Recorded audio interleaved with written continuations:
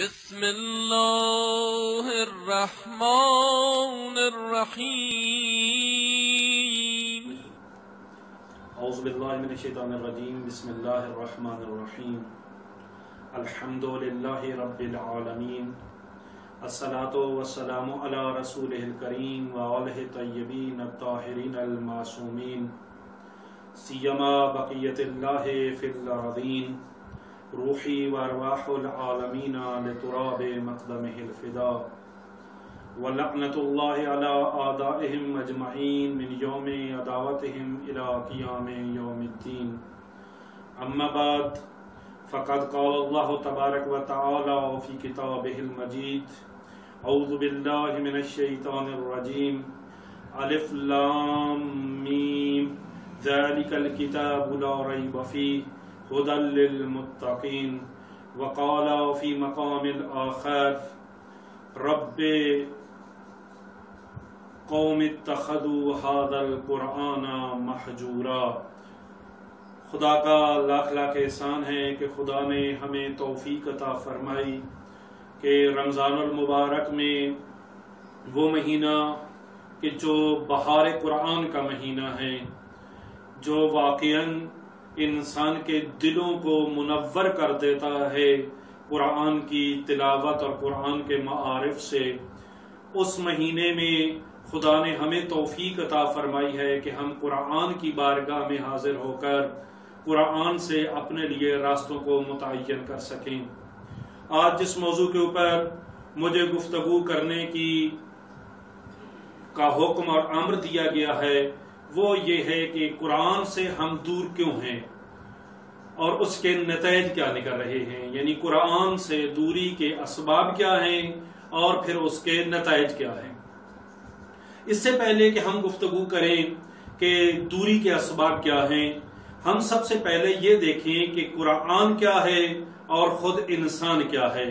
کیا اس انسان کو قرآن کی ضرورت بھی ہے یا نہیں ہے؟ اگر ہم اس انسان کے بارے میں غور کریں تو یہ انسان باقی موجودات سے مختلف ہے. اگر آپ جمادات کو دیکھیں، نباتات کو دیکھیں، حیوانات کو دیکھیں تو ان سب سے مختلف ہے یہ انسان. اس لیے کہ جب جماد کو اس دنیا میں بھیجا گیا تو اس کے اندر جماد کی تمام صفات کو رکھ کر بھیجا گیا. یعنی پہلے وہ چھوٹا پتھر تھا بعد میں بڑا پتھر ہو گیا، یا پہلے بڑا پتھر تھا بعد میں وہ چھوٹا پتھر ہو گیا، لیکن پہلے دن سے جماد ہونے کی تمام خصوصیات اس کے اندر موجود تھیں اور بدرجہ اتم موجود تھیں. یوں نہیں ہے کہ وقت گزرنے کے ساتھ ساتھ اس کے اندر جمادیت آ گئی ہو، نہ، پتھر وہ پہلے سے تھا، جماد وہ پہلے سے تھا. بڑا ہونا یا چھوٹا ہونا یہ زمانے نے اس کو کر دیا. یہی صورتحال نبات کی ہے. پودا چھوٹا پودا ہوتا ہے اور بعد میں وقت گزرنے کے ساتھ ساتھ وہ بڑا ہو جاتا ہے اور پھر وقت گزرنے کے ساتھ ساتھ وہ تباہ و برباد ہو جاتا ہے، وہ گل سڑ جاتا ہے. لیکن پہلے دن سے وہ پودا تھا، اس کے اندر نباتیت کی تمام خصوصیات بدرجہ اتم موجود تھیں. حیوان، بکری کا بچہ پہلے چھوٹا ہوتا ہے پھر بڑا ہوتا ہے، لیکن پہلے جو چھوٹا بچہ ہوتا ہے اس کے اندر بھی حیوانیت اپنے عروج پر موجود ہے، اور جب یہ بڑا ہوتا ہے تو اس کے اندر بھی حیوانیت موجود ہوتی ہے. پس حیوان کے اندر حیوانیت اللہ نے جب اس کو بنایا رکھ دی. جماد کے اندر جمادیت جب اللہ نے اس کو بنایا رکھ دی. نبات کے اندر نباتیت جب اللہ نے اس کو بنایا رکھ دی. لیکن انسان کے اندر یوں نہیں ہے کہ جب اللہ نے اس انسان کو متولد کیا تو اس کے اندر انسانیت اپنے عروج پر موجود تھی. نہیں، اللہ نے اس انسان کے بچے کے اندر انسان بننے کی صلاحیت رکھ دی، اس کے اندر یہ ٹیلنٹ رکھ دیا، یہ استعداد رکھ دی، لیکن خود انسانیت نہیں رکھی. یہ انسانیت اس انسان نے خود اپنے اندر پیدا کرنی ہے. انسانیت کے مدارج اور اس کے رتبے خود اس انسان نے طے کرنے ہیں اور انسانیت کے اعلیٰ مراتب تک پہنچنا ہے۔ اس کو اللہ نے اسفل سافلین میں پھینکا ہے، ثم رددناہ اسفل سافلین، پھر ہم نے اس انسان کو اسفل سافلین میں پھینک دیا۔ اس اسفل سافلین سے نکل کر اعلیٰ علیین تک اس خود انسان نے جانا ہے۔ اس انسان نے اعلیٰ مراتب کو طے کرنا ہے، اس نے فرشتوں کا مسجود بننا ہے، اس انسان نے اشرف المخلوقات بننا ہے۔ اس کے لیے اس کو ہدایت کی ضرورت ہے، اس کو رہنمائی کی ضرورت ہے، اس نے اپنی تصویر خود بنانی ہے، اس نے اپنی انسانیت کو خود بنانا ہے، تو اس کو رہنما کی ضرورت ہے، اس کو ہادی کی ضرورت ہے۔ اور اگر ہم ہدایت کے بارے میں سوچیں تو سب سے پہلے جو چیز آتی ہے وہ یہ کہ کوئی ہو جو آئے اور اس کا ہاتھ پکڑے اور اس کو بتائے کہ تمہیں جو اپنی تصویر بنانی ہے اس تصویر میں آپ نے رنگ کون سا بھرنا ہے، کس جگہ پر کون سا رنگ بھرنا ہے، کس جگہ پر کون سا برش استعمال کرنا ہے، کون سی پینسل استعمال کرنی ہے، کوئی آئے اور آ کر اس کو بتائے۔ بس اس کو ہاتھی کی ضرورت ہے، اور پھر اس کو ایک کتاب کی ضرورت ہے جس کے اندر یہ لکھا ہوا موجود ہو، جس کے اندر کلیات موجود ہوں۔ وہ کتاب جو اس انسان کو ضرورت ہے کہ اس کو دیکھ کر یہ اپنے آپ کو بنائے، اپنی شخصیت کو بنائے، اپنی حقیقت کو بنائے، اپنی انسانیت کو بنائے اور انسانیت کے اعلیٰ مراتب کو طے کرے۔ اس کتاب کا نام قرآن ہے۔ وہ قرآن ہے جو اس انسان کو اعلیٰ مدارج تک لے جا سکتا ہے۔ خدا نے قرآن مجید میں اس قرآن کے بارے میں ارشاد فرمایا ہے، ذالک الکتاب، یہ وہ کتاب ہے، کتاب ذالکہ کا لفظ استعمال کیا ہے۔ ذالکہ یہ بتا رہا ہے کہ یہ کوئی عام کتاب نہیں ہے، یہ شان و شوکت کی حامل کتاب ہے، اسے عام کتاب نہ سمجھا جائے۔ لیکن ہم واقعاً اگر غور کریں تو ہم نے اس کو عام کتاب سمجھا ہوا ہے۔ قرآن کیا ہے، حقیقت قرآن کیا ہے؟ جب حقیقت انسان کو سمجھ لیا، اب حقیقت قرآن کو سمجھنا بھی ضروری ہے۔ حقیقت قرآن یہ کتاب نہیں ہے جو ہمارے سامنے موجود ہے، جو الفاظ اور اس کاغذ کے ٹکڑوں پر مشتمل ہے، یہ حقیقت قرآن نہیں ہے۔ حقیقت قرآن نور ہے جو پیغمبر اکرم کے قلب مطہر پر ایک ہی رات میں نازل ہوا، جو لیلۃ مبارکہ میں نازل ہوا۔ انا انزلناہ فی لیلۃ القدر، ہم نے اس قرآن کو لیلۃ القدر میں نازل کیا۔ وہ جو لیلۃ القدر میں نازل ہوا وہ یہ قرآن نہیں ہے جو کتاب کی صورت میں ہے، جو الفاظ کی صورت میں ہے۔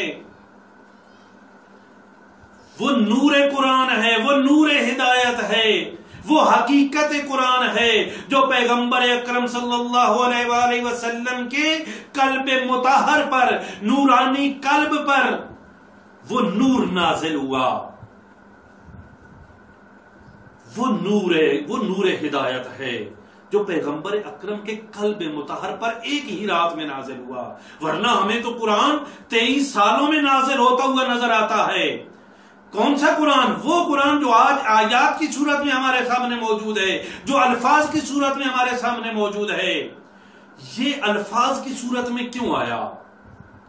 وہ نور قرآن، وہ حقیقت قرآن جو پیغمبر اکرم کے قلب پہ نازل ہوا، اس کو الفاظ کی صورت میں کیوں بنایا گیا؟ الفاظ کی صورت میں نازل اس لیے کیا گیا کہ ہم انسان اس سے فائدہ حاصل کر سکیں، ہم انسان اس سے معلوم کر سکیں کہ کون سا برش استعمال کرنا ہے اور کون سا رنگ استعمال کرنا ہے، تاکہ صبغت اللہ کے رنگ میں رنگ سکیں، تاکہ خدائی صفات جس طرح خدا چاہتا ہے ویسا میں بن جاؤں، تاکہ میں انسانیت کے مدارج طے کر سکوں. وہ نور قرآن جو پیغمبر کے نورانی قلب پہ نازل ہوا وہ ہر انسان کے قلب پہ نازل نہیں ہو سکتا. ہر انسان کے لیے وہ ہدایت کا باعث نہیں بن سکتا. بس انسان کو اس نور قرآن، اس نور ہدایت سے ہدایت لینے کے لیے اس کتاب کی خدمت میں حاضر ہونا ہے. تو بس حقیقت قرآن یہ کتاب نہیں ہے، یہ کتاب اس نور قرآن، اس حقیقت قرآن کی ایک نازل شدہ شکل ہے، ایک تنزلی کی شکل ہے. اس قرآن کے سامنے ایسے جائیں جیسے اس حقیقت قرآن، اس نور قرآن کے پاس جا رہے ہیں. جیسے علی ابن ابی طالب علیہ السلام اور ان کی اولاد جو ہمارے لیے نمونہ ہیں، ہمارے لیے ہدایت ہیں، اللہ نے ان کے نور کو انسان کی شکل میں بھیجا تاکہ وہ میرے لیے الگو بن سکیں، میرے لیے اسوہ بن سکیں، میرے لیے رول ماڈل بن سکیں. اس نور کی تنزلی شکل انسان کی صورت میں آئی اور اس نور کی تنزلی شکل کتاب کی صورت میں آئی. پس جیسے میں علی ابن ابی طالب علیہ السلام کی خدمت اقدس میں جاؤں تو جس انداز میں جاؤں وہی انداز قرآن کی بارگاہ میں بھی جانے کا ہونا چاہیے. قرآن کو ایک عام کتاب سمجھ کر اس کے سامنے نہیں جانا. قرآن نور ہدایت ہے. اس نور ہدایت کے سامنے جانے کے لیے ضروری ہے کہ میں اپنے آپ کو پہلے پاکیزہ کروں. لا یمسہ الا المطہرون. قرآن کے قریب نہیں جا سکتے، قرآن کو کوئی مس نہیں کر سکتا. پہلے اس سے طہارت حاصل کرنی ہے، طہارت بدنی بھی حاصل کرنی ہے، طہارت روحانی بھی حاصل کرنی ہے. میرا اندر پاک ہونا چاہیے جب قرآن کی بارگاہ میں جاؤں. میری فطرت پاک ہونی چاہیے جب میں قرآن کی بارگاہ میں جاؤں. بالکل اسی طرح جس طرح امیر المؤمنین علی ابن ابی طالب علیہ السلام کی خدمت میں جاؤں. اس لیے کہ وہ ناطق قرآن ہیں، یہ صامت قرآن ہے، وہ بولتا قرآن ہے. یہ ایسا قرآن ہے جس کو پڑھا جا سکتا ہے. دونوں ہدایت کے لیے آئے ہیں، دونوں مجھے ہدایت کا راستہ بتانے کے لیے آئے ہیں. خدا نے قرآن مجید میں کیا ارشاد فرمایا؟ ھدی للمتقین. یہ ایسی کتاب ہے کہ جس میں شک و شبہ کی گنجائش نہیں ہے، لیکن یہ متقین کے لیے ہدایت ہے. یہاں پر متقین سے کیا مراد ہے؟ متقی سے مراد ہے کہ جو سالم فطرت کے ساتھ قرآن کی بارگاہ میں جائے، جو پاک فطرت کے ساتھ قرآن کی بارگاہ میں جائے، جو قرآن سے ہدایت لینے کی غرض سے قرآن کی بارگاہ میں جائے، جو قرآن سے اپنی زندگی کی ضرورتوں کو پورا کرنے کے لیے قرآن کی بارگاہ میں جائے، وہ ہے متقی.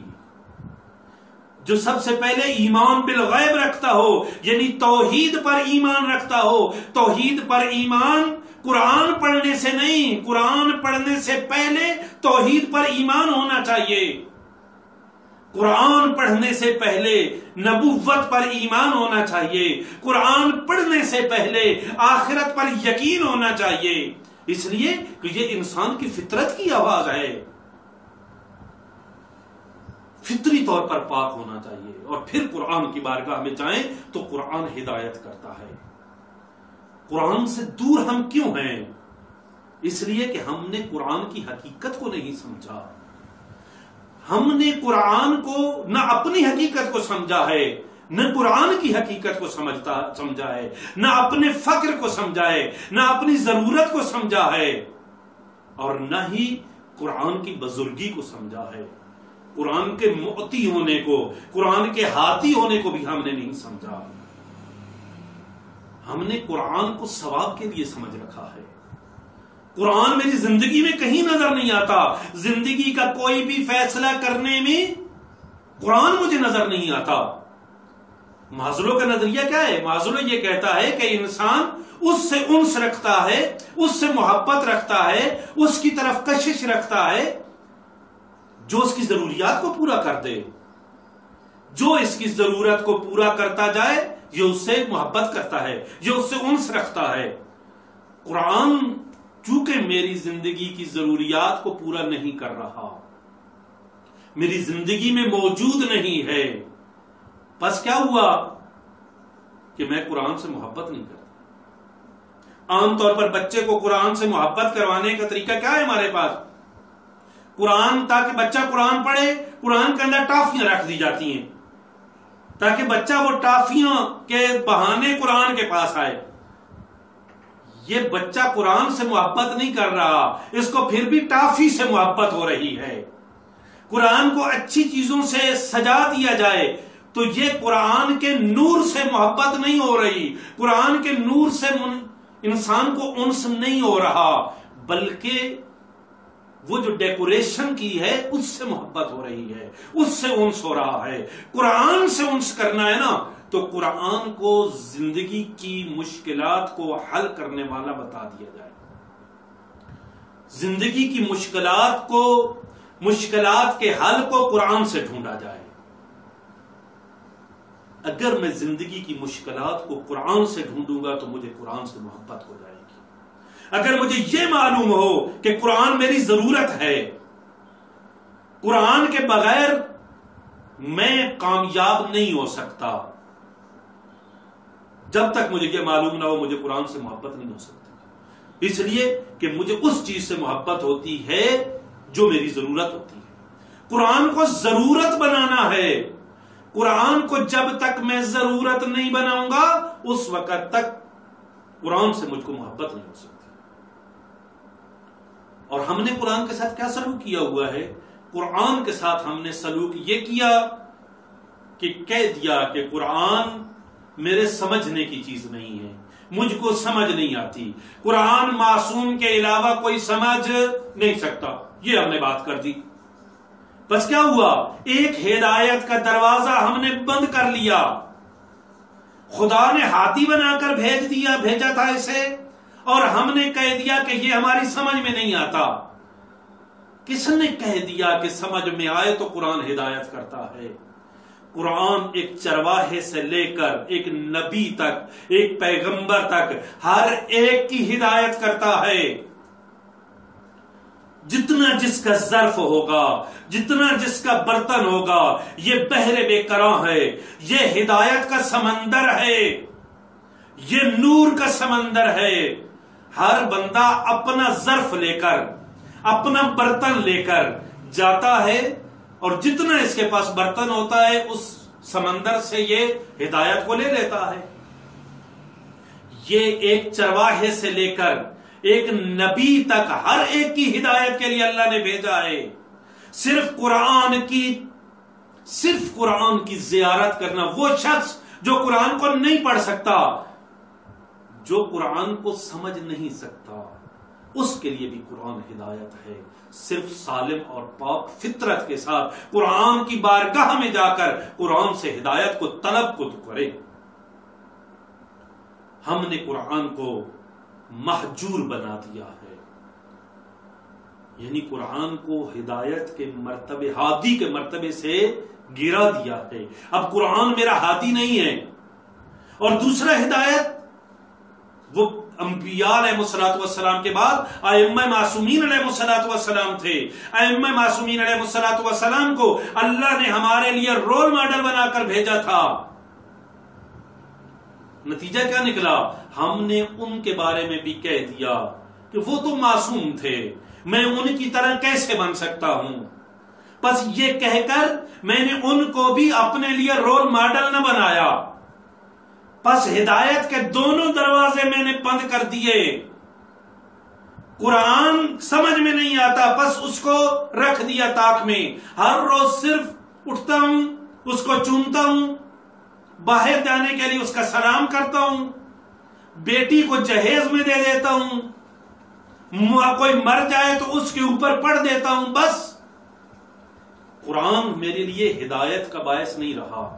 قرآن آیا تھا زندوں کو زندہ کرنے کے لیے، زندوں کو انسانیت تک پہنچانے کے لیے۔ ہم نے اس کو بنا دیا ہے مردوں کے لیے، اس میں کوئی شک نہیں ہے کہ قرآن کی تلاوت سے مردوں کو فائدہ ہوتا ہے، لیکن قرآن کے آمد کا مقصد یہ ہدایت ہے، ھدی للمتقین، یہ ہادی بن کر آیا تھا، ہم نے اس کو ہدایت کے مرتبے سے گرا دیا، ہم نے اس کو ہادی نہ بنایا، ہم نے معصومین علیہ السلام کی زندگیوں کو بھی اپنے لیے رول ماڈل نہ بنایا، اس کو بھی گرا دیا۔ تو بس اب ہم کس کے مطابق زندگی گزار رہے ہیں؟ نہ میری زندگی میں قرآن ہے، نہ میری زندگی میں معصومین علیہ السلام کی سیرت ہے، تو پھر میں ہدایت کس سے ہدایت لے رہا ہوں؟ کس کے مطابق زندگی گزار رہا ہوں؟ اپنی مرضی کے مطابق زندگی گزار رہا ہوں، جیسے میرا دل چاہے میں ویسے زندگی گزار رہا ہوں۔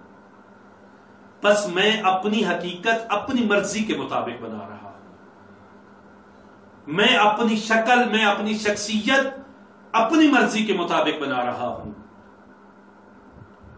میں جن ہادیوں کو اللہ نے بھیجا تھا میں نے ان ہادیوں کو چھوڑ دیا ہے، میں ان سے ہدایت نہیں لے رہا۔ خدا نے قرآن مجید میں ارشاد فرمایا ہے، رسول اکرم صلی اللہ علیہ وآلہ وسلم قیامت والے دن کھڑے ہو کر کیا کہیں گے؟ رب اے میرا پروردگار، ان قوم اتخذوا ھذا القرآن مہجورا، میری اس قوم نے، میری اس امت نے اس قرآن کو تنہا چھوڑ دیا تھا۔ اب تھوڑا سا غور کریں، وہ جو شفیع المذنبین ہے، جس نے اس دن شفاعت کرنی ہے، جس کی شفاعت کے آسرے پہ زندگی گزر رہی ہے، اگر اس دن وہ شفاعت کرنے کی بجائے شکایت کر دے، کیا گزرے گی؟ کس کی بنیاد پہ شکایت کر رہے ہیں رسول اسلام؟ کہ میری اس قوم نے، میری اس امت نے قرآن کو مہجور کر دیا، قرآن کو تنہا چھوڑ دیا، قرآن کو ہدایت کے مرتبے سے گرا دیا، قرآن کو ہادی نہیں سمجھا، کیا گزرے گی؟ غور کیجئے۔ ہم نے قرآن کو چھوڑ دیا۔ دوری کے اسباب میں سے سب سے بڑا سبب یہ ہے کہ میں نے قرآن کو اپنی ضرورت نہیں سمجھا، میں نے اپنے آپ کو نہیں سمجھا کہ میری حقیقت کیا ہے، کہ مجھے کتنی ضرورت ہے ہادی کی۔ میں نے قرآن کی حقیقت کو نہیں سمجھا، اس کو صرف ایک کتاب بنا لیا ہے، اور پھر میں نے اپنی ضرورتوں کو پورا کرنے کا محور قرآن کو نہیں سمجھا اور اہل بیت کو نہیں سمجھا۔ حالانکہ خدا نے کیا فرمایا ہے؟ خدا نے فرمایا ہے نا کہ ثم رددناہ اسفل سافلین، کہ ہم نے پھر اس انسان کو احسن الخالقین پہ خلق کرنے کے بعد اسفل سافلین میں پھینک دیا۔ اب ایک انسان جو گہرائی میں گرا ہوا ہو، اس کو گہرائی سے نکلنے کے لیے کس چیز کی ضرورت ہوتی ہے؟ اس کو رسی کی ضرورت ہوتی ہے نا۔ تو رسی ہمیشہ دو لیئر سے مل کر بنتی ہے، رسی کی دو تہیں ہوتی ہیں جن کو آپس میں بانٹنا پڑتا ہے، بانٹنا پڑتا ہے۔ ان کو بانٹیں گے، ان کو بل دیں گے تو وہ رسی بنے گی۔ تو قرآن اور اہل بیت دو لیئرز ہیں جن سے مل کر حبل المتین بنے گی۔ وہ حبل المتین اس انسان کو اس گہرائی سے نکال کر، اسفل سافلین سے نکال کر اعلیٰ علیین تک پہنچائے گی۔ اگر انسان ان گہرائیوں سے نکل کر بلندیوں تک جانا چاہتا ہے، انسانیت کے مراتب کو حاصل کرنا چاہتا ہے، تو ان دونوں کو پکڑنا ہوگا، ان دونوں سے تمسک کرنا ہوگا، ان دونوں سے ہدایت حاصل کرنا ہوگی۔ لیکن ہم نے دونوں کو تنہا چھوڑ دیا ہے۔ پھر یہاں پر میں جملہ کہتا رہتا ہوں کہ اگر کوئی شخص اس گہرائی میں پڑا ہو، اس کنویں میں پڑا ہو، اور رسی لٹک کر اس کے سامنے آ جائے اور وہ صرف رسی کی تعریفیں کرتا رہے اور کہے رسی بڑی خوبصورت ہے، رسی مجھے اس گہرائی سے نکال سکتی ہے، مجھے پستیوں سے نکال کر بلندیوں تک پہنچا سکتی ہے، اس رسی کے اندر، اس رسی نے بہت سے لوگوں کو گہرائیوں سے نکال کر بلندیوں تک پہنچایا ہے، یہ کہتا رہوں، کیا باہر آ جاؤں گا؟ نہیں۔ باہر آنے کے لیے مجھے رسی کو پکڑنا پڑے گا، پکڑ کر اس کے ذریعے اس اوپر آنا پڑے گا۔ یعنی صرف مان لینا کافی نہیں ہے، بلکہ ان کی تعلیمات پر عمل کرنا بھی ضروری ہے۔ ہم نے اس قرآن کو اور اہل بیت علیہ الصلوۃ والسلام کی تعریفیں تو کر لیں، ہم نے ان کی صلاحیت کو تو مان لیا، لیکن ان کی صلاحیت سے فائدہ نہیں اٹھایا۔ جس مقصد و ہدف کے لیے وہ آئے تھے اس مقصد و ہدف کو پورا نہیں کیا، اس مقصد و ہدف کے لیے اس کو استعمال نہیں کیا۔ یہاں پر میں ایک تمثیل بیان کرتا رہتا ہوں، آج پھر اس کو بیان کر دیتا ہوں۔ ایک ماں جس کا اکلوتا بیٹا یہ مریض ہو جاتا ہے، کہہ دیا کہ یہ تمثیل ہے، مریض ہو جاتا ہے، ماں سب ڈاکٹروں کے پاس لے گئی، سب حکیموں کے پاس لے گئی، جتنے علاج کروا سکتی تھی، ماں کا اکلوتا بیٹا تھا، ماں نے کروایا علاج، لیکن کہیں سے شفا نہیں مل رہی تھی۔ یہ ماں کو کسی نے آ کر کہا کہ اگر آپ اپنے اس بیٹے کو لے کر فلاں ملک چلے جائیں، وہاں پر ایک حکیم ہے، اس کے سامنے لے جائیں، آپ کا یہ بیٹا ٹھیک ہو جائے گا، وہ اس کے پاس نسخہ ہے، وہ نسخہ دے گا، آپ کا بیٹا ٹھیک ہو جائے گا۔ یہ خاتون جو کچھ اس کے پاس تھا، جتنی جمع پونجی تھی، اس نے وہ لگا دی، اس نے قرض بھی لے لیا، اپنے اکلوتے بیٹے کو بچانے کے لیے یہ اس حکیم کے پاس پہنچ گئی۔ حکیم نے جب اس مریض کو دیکھا، اس نے ایک نسخہ لکھا اور نسخہ لکھ کر اس خاتون کو دے دیا۔ یہ خاتون وہ نسخہ لے کر اپنے گھر واپس آ گئی۔ اب جب نسخہ لے کر یہاں آئی، اب پریشان تھی کہ اس نسخے کو استعمال کیسے کرنا ہے، کیا صرف نسخہ پاس آ جائے تو مریض ٹھیک ہو جاتا ہے؟ نہیں۔ ایک خاتون آئی، اس نے کہا بہن آپ اس طرح کریں کہ کسی پڑھے لکھے انسان کو بلا لیں اور وہ اس نسخے کو اس کے سرہانے بیٹھ کر صبح دوپہر شام پڑھے، آپ کا بیٹا ٹھیک ہو جائے گا۔ اس نے ایک بندے کو بلا لیا، وہ صبح بھی بیٹھ کر اس نسخے کو پڑھتا، دوپہر کو بھی پڑھتا، شام کو بھی پڑھتا۔ مجھے یہ بتائیں یہ بچہ ٹھیک ہو گیا ہوگا؟ نہیں، مریض ابھی تڑپ رہا تھا۔ ایک اور خاتون آئی اور اس نے آ کر یہ مشورہ دیا، بہن یوں نہ کریں، آپ اس طرح کریں کہ وہ جو نسخہ ہے نا اس کو پانی کے اندر بھگو دیں اور اس کو چھینٹے دیں، آپ کا مریض ٹھیک ہو جائے گا، آپ کا بیٹا ٹھیک ہو جائے گا۔ اس خاتون نے ایک پانی لیا، پانی کے اندر اس کو بھگو دیا اور پھر اس کے چھینٹے صبح دوپہر شام دینا شروع کر دیے۔ مجھے یہ بتائیں یہ مریض ٹھیک ہو گیا ہوگا؟ نہیں نا، نہیں ٹھیک ہوا۔ ایک تیسری خاتون آئی اور اس نے کہا بہن آپ کو پتہ ہی نہیں ہے کہ یہ کیسے ٹھیک ہوگا۔ اس کا بہترین طریقہ یہ ہے کہ آپ وہ جو آپ نے بھگویا ہے نا اس کو باہر نکالیں، اس کو خشک کریں، اس کو خشک کرنے کے بعد اس کو جلا کر اس کی دھونی دے دیں، اس کا دھواں دے دیں، آپ کا بیٹا ٹھیک ہو جائے گا۔ اس نے ایسا ہی کیا۔ مجھے یہ بتائیں کہ یہ بچہ ٹھیک ہو گیا ہوگا؟ نہیں۔ یہاں پر میرا سوال ہے کہ کیا اس طبیب وہ جو حکیم تھا اس کی حکمت میں کوئی فرق ہے؟ نہیں، اس کی حکمت میں کوئی نقص موجود نہیں ہے۔ وہ جو نسخہ تھا، نسخے کے اندر کوئی نقص موجود تھا؟ نہیں، نسخے کے اندر بھی نقص موجود نہیں تھا۔ کس کے اندر نقص موجود تھا؟ اس نسخے کو استعمال کرنے میں نقص موجود تھا، اس کو صحیح طریقے سے استعمال نہیں کیا گیا اور یہ مریض تڑپتا تڑپتا اس دنیا سے چلا گیا۔ اس حکیم مطلق نے اس تڑپتی ہوئی انسانیت کے لیے ایک نسخہ لکھ کر بھیجا ہے اور ساتھ بتایا ہے کہ اس نسخے کو استعمال کیسے کرنا ہے۔ ہم ان بتانے والوں کے حکم کو نہیں سمجھ رہے، بلکہ ارد گرد آنے والے لوگوں کے مطابق ہم اس نسخے کو استعمال کر رہے ہیں.